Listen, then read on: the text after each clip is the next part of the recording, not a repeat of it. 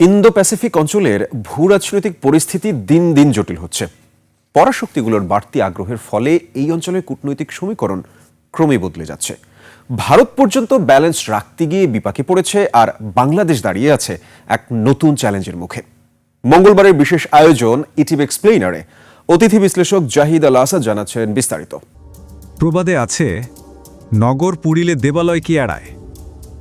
আমাদের এই ছোট্ট সুন্দরী দেশ আমাদের কাছে দেবালয়ের চেয়ে কম নয়, কিন্তু এই দেবালয়ের চারপাশের বিভিন্ন নগর আজ নানান পরাশক্তির পাওয়া না পাওয়ার খেলার মাঝে ভীষণ উত্তপ্ত।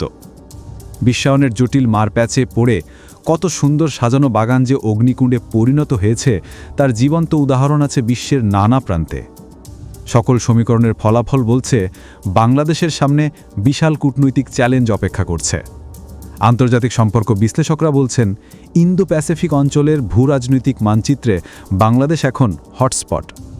একদিকে আরাকান, অন্যদিকে আমাদের অত্যন্ত সুবিধাজনক ভৌগোলিক অবস্থান।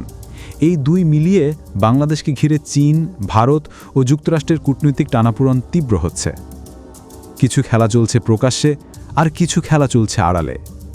ভারত এতদিন সূক্ষ্ম ভারসাম্য বজায় রেখে এই প্রতিযোগিতায় টিকে থাকলেও সাম্প্রতিক সময়ে যুক্তরাষ্ট্রের রোষানলে পড়েছে দেশটি।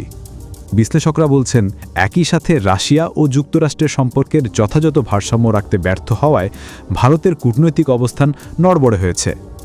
একের পর এক আঘাত আসছে ট্রাম্পের তরফ থেকে, সাথে নানা মাত্রায় ক্ষতির সম্মুখীন হচ্ছে ভারত।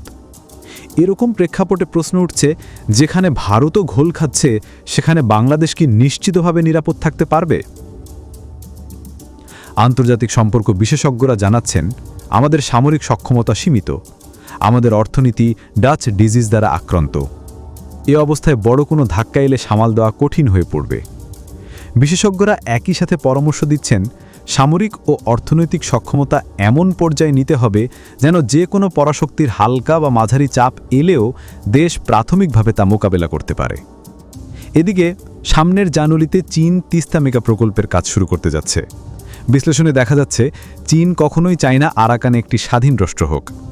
একই সাথে ভারতও চায় না আরাকানের স্বাধীন রাষ্ট্র হোক। কিন্তু যুক্তরাষ্ট্র আরাকানকে কেন্দ্র করে আলাদা রাষ্ট্রের ব্যাপারে বেশ আগ্রহী বলে জানাচ্ছেন বিভিন্ন বিশ্লেষক। এহেন বাস্তবতায় বাংলাদেশের সামনে জটিল সমীকরণ চোখ রাঙাচ্ছে। বাংলাদেশের বাণিজ্য অনেকাংশেই যুক্তরাষ্ট্র ও তার ইউরোপীয় মিত্রদের উপর নির্ভরশীল। অন্যদিকে চীন আমাদের কৌশলগত অংশীদার।